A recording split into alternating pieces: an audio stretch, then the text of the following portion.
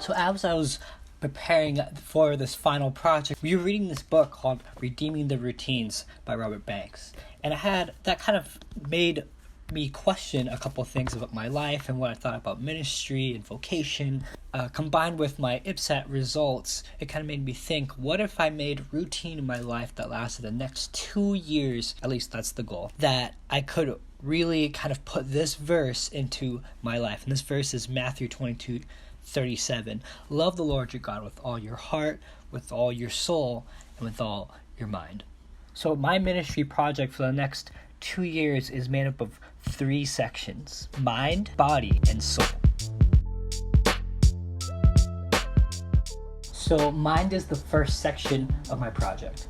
And essentially the reason why I even have this section of mind is because when I took the IPSAT and the findings, I realized that I loved history and I loved reading about things and people that have come before me, and I loved learning.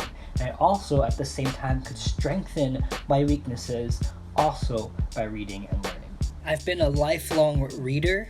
However, if I were to kind of grade myself on reading and learning, aside from doing devotions, I'd say a C, maybe a B minus, if that. And so I've recently begun to use my library card again and to begin to read books. But now I want to be more intentional with the books that I read. My rubric is based on 3 categories. Category 1 is habit. Am I putting this into my life in a regular routine? Because it's easy to say something and do it once a month, but if I'm not doing it as a regular routine, it's not really anything. The number 2 is comprehension. Do I even understand what I'm doing, why I'm doing it? And that's a little bit harder to grade, but essentially I'm going to grade it. And number 3 is communication. Can I communicate what I'm doing, why I'm doing, and what I'm learning to someone else? And I don't know if you've heard the quote, but the quote goes that if you cannot communicate something to someone, you don't really know it. And so I have 3 books that I've chosen that will be specific towards this season of my life. Number 1 will be Band of Brothers by Stephen E. Ambrose. And the reason why I've chosen that is because ever since I was a little kid, I've loved history and World War II. And so because on my IPSAT I scored high in context, which means I love history, I love learning from history. And so I'm going to be reading Band of Brothers by Stephen E. Ambrose. Love the show, never read the book, so I finally picked it and we're finally going to read the book. Number 2 is Herding Tigers by Todd Henry. And as a creative kind of person, I love being able to shepherd young creative people into their calling that God is asking them to do with their lives, and also the passions that they love to do. And New Hope, my church, is all about that. And so because of this, I heard Todd Henry speak at a conference that I attend every year, and he blew my mind, and I almost immediately read this book after, his newest book at the time. And I'm going to be honest, I didn't really comprehend it too well. So if I were to score myself reading this book, The Habit was probably a B+, comprehension was a D, and communication was a C, because the stuff I didn't understand I could communicate, but it's hard to kind of really communicate it if you don't get it. I'm going to reread this book with the intention of taking 5 young creative people through the book after I've read it and comprehended it and kind of even laid out a little lesson plan, so I can really kind of get into it and shepherd others through this amazing content that this book has been written about, which is about specifically how to lead creative people. As one of those myself, it's really important, and as I read the book, I resonated with a lot of it, and so I want to reread it, get into my brain, get into my heart, and begin to take others through that. Number 3 is 101 Essays That Will Change the Way You Think by Brianna West.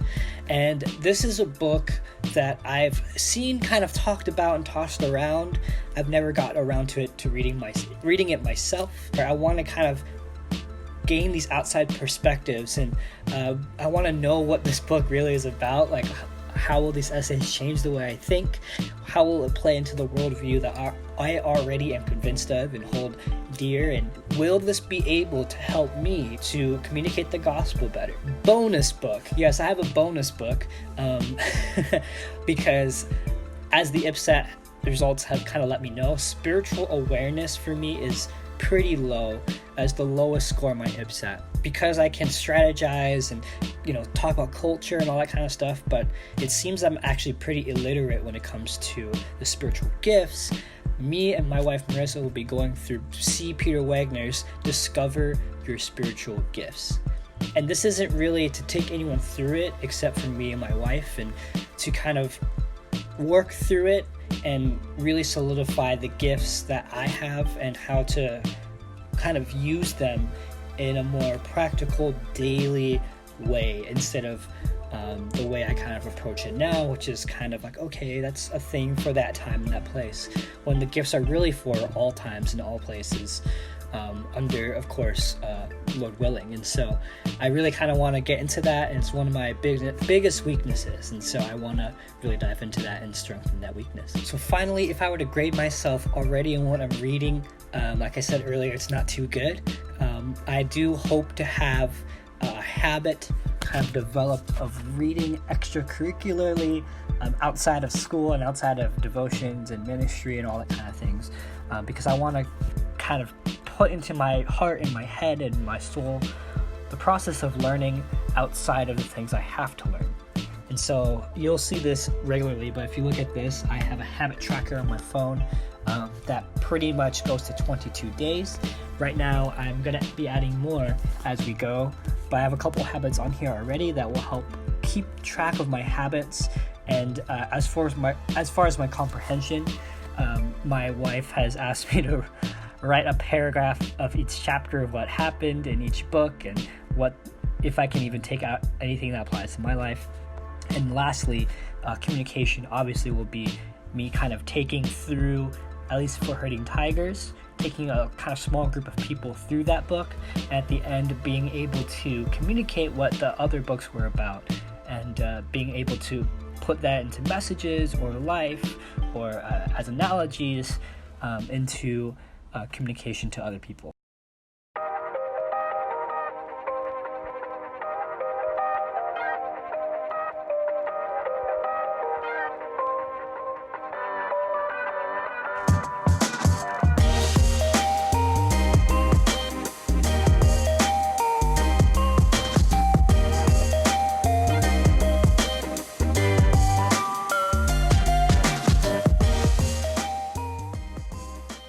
My next section is body. And you might be wondering, like, okay, body, what does that mean? Basically, I need to take care of myself, and I need to make sure that my body isn't also getting exercise, but it's good for my brain, and it's just good for the soul as well. And so these are all kind of intertwined, but it's good for me to get outside, pretty much. If I were to grade myself right now on how many times I get outside or exercise and get into nature, that'd be a solid D-. A solid D-, because I used to surf a lot. I used to be an A+ at that. I used to surf every day. I don't anymore. Me and Marissa kind of started going back to surfing, but I want to be able to either surf, hike, or run at least once a week. I'm hoping if I get surfing, hiking, running at least once a week, not each, they're interchangeable, so I could surf once a week, and then maybe next week I'll hike, and then the week after that I'll run. At least getting outside once a week is the metric, and that if I could do that until the end of the year, that's an A. Once the year turns around and once this becomes 2020, I want to change that to 2 times a week. If there's a situation that I cannot go running or I can't do that kind of thing, I have a 5-minute exercise plan I'm gonna do, and so I can do that twice a week, and so that's the metric. And there's one more besides this. If you look at my habit tracker, it says wake up by 5:50 a.m. and essentially that's not only for my health, but it's also for my attention span and my productivity through the day, but I'm including that in body. And so I want to make sure that I can wake up at 5:50 every morning except one morning, and there's a reason for that. However, I want to be able to make sure that I can wake up every morning, so I have time for devotions, I have time for prayer, so I have exercise and sleep and on the clock, and I can grade those two pretty well. However, right now I'm getting overall probably about a C-, a D- in body and health. Now, how will body this body part of my plan affect my ministry? Well, one, it helps me to even be more productive in ministry, but two, I want to start an affinity group, which I've kind of already started.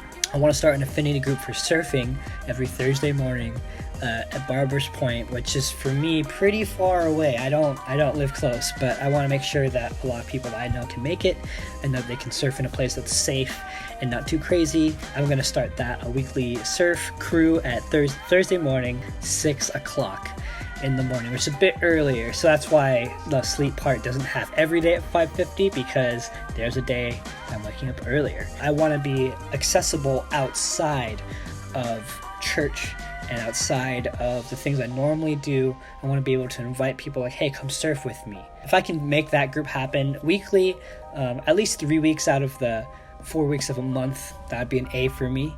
3 weeks out of a 4-week month, that would be an A+. If I were to have an affinity group for surfing, we're able to talk about Jesus, about life, and just hang out, get to know each other, and then get to know Jesus as well.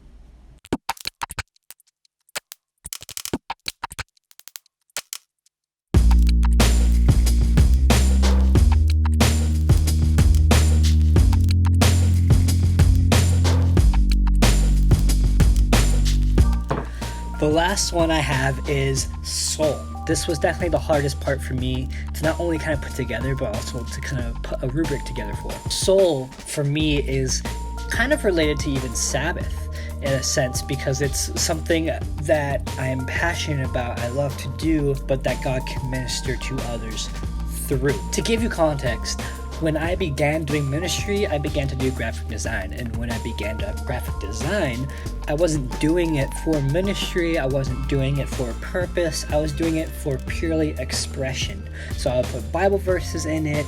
I would sometimes put a quote that I really was inspired by. I would put my thoughts down, and it was really healthy for me to not only get to know myself, but to also find my voice artistically, creatively, and that really helped me kind of jumpstart my way into doing graphic design for ministry. I'm really passionate about this because I've always believed that the church was at the top of the game when it came to not just science, but the arts. And if you look at all amazing works of art that have been done throughout history, so many of them are biblical in nature and by Christians and by those who love the Lord and those who are trying to give God glory and trying to paint the grandeur of God's story with humanity and the gospel.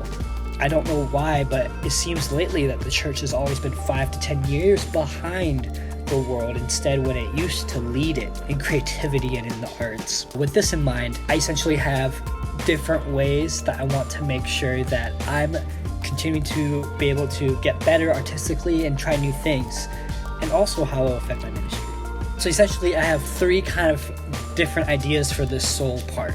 Number 1 is making mixed media works myself. I've primarily stuck to digital kind of artwork really my entire life. However, now I want to kind of start to make new things. And so I want to take physical objects and treat them like I would in a digital program. And the immediate grade on this is, right now I'm getting F. I'm not expressing myself. I'm not really, doing only things for ministry, things for other people. I'm not doing any of these things for myself. But if I create 1 mixed media work a month, that will really help me kind of put my hands to something besides a computer mouse and a laptop screen. And also it really helped me kind of to go back to where I started, processing things out loud in an image-oriented sort of way. And don't tell Marissa, her birthday's on October 10th, which is pretty close to now, and I have an idea to make something for her.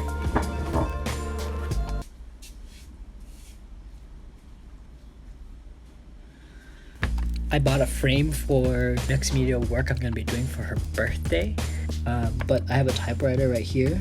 Yes, that's a real typewriter. And so basically I'm going to be able to type something out, put some flowers in there in the frame, and be able to kind of create something for her. If I don't meet the deadline for that, that's a big F because it's her birthday. And so I want to spend at least 10 hours a month working on a kind of mixed media art. And so if I don't hit those 10 hours and if I don't hit one a month, that's a straight F. If I spend 10 hours and I don't finish it by that time, that's a solid C. But anything under that, if I don't make it, that's just gonna be an F for me. And so that's how I'm gonna grade myself in that. The next thing I want to do, as far as soul goes and creativity goes, is I want to make sure I'm teaching others how to create digital art as well. I want to teach other young people how to use Photoshop and Illustrator and edit videos and how to film videos like this one. I want to start a little kind of open workshop in my media office, which I used to have an open workshop kind of time. However, when we changed offices, I couldn't really do it anymore. And now that we have an amazing office, I want to kind of open that up again because we have all the room we ever need. I want to make sure I'm teaching at least one young person how to do something at least once a month. If I'm not doing that, that's a straight F for me. And it's so important to make sure that we're passing down our knowledge and our how-to, and more importantly, the heart of why we do it. I'm closer to 30 than I am 20. I want to make sure I put that rhythm into my life now. I want to open that workshop. It's going to be probably on Wednesday, and the idea is that young people can come in and learn how to do something. And so for winter break, I'm going to be starting this, and I want to invite 5 people personally. If I get 5 people, that's A+. If I get 3 people, that's a C or B. And if I get 2 people or 1 person, that's kind of a D. Lastly, this is something that just came to mind, and I'm actually going to be leaving right after this to go do this. Essentially, I want to create a gathering of church-based creatives where we can inspire, learn, and hang out with them. Right now, I'm just meeting with people one-on-one, just seeing if they're open to it. And this is the first round of me just kind of sitting down with them, interviewing them myself. I really believe that church creatives need a place of camaraderie. Sometimes people just don't understand what people who do film and people who do photos and graphic design, what they need and how they're led. A big idea is making sure that creatives can hang out with each other so they don't feel like they're so alone.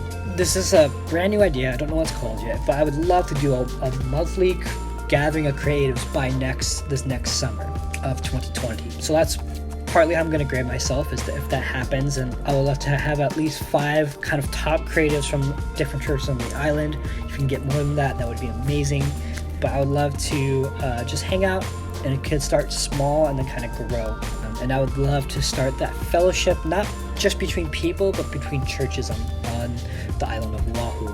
How I'm going to grade myself on this is I'm going to sit down with all these people. I want to get at least 3 interviews. 5 would be great before the year is over, but I want to get at least 3 for different churches. I'm just hanging out, getting to know people, and then after that, I'll pitch this idea to them after there's a little bit of a relationship. And if I don't make it happen by 2020 summer, then that would be a straight F. But then if I can make it happen a little bit after that, that's a B. But A+ would be at least 5 people by summer 2020. So that's it. I believe that I'm really excited for this, and I'm excited to kind of launch into this area of my life. And I can say without a doubt that this is the most intentional and intense and jam-packed time of self-improvement. However, if I don't do it now, who's going to do it for me? And so I got to do it for me. It's only up to me. And so thanks for watching, and I hope everything makes sense. And see you later. God bless.